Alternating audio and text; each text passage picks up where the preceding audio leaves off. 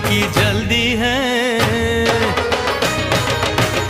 मिलन की जल्दी है, प्रेम की धीमी है रफ्तार। मेरा बस चले तो मैं दूं उसकी छत पे प्लेन उतार, मजे ससुराल के लूं, महीना पूरा वहाँ गुजार, उसे लेकर लौटूं, संग लेकर लौटूं, उसे लेकर लौटूं, मैं जिसका इकलौता हकदार। पूनम हो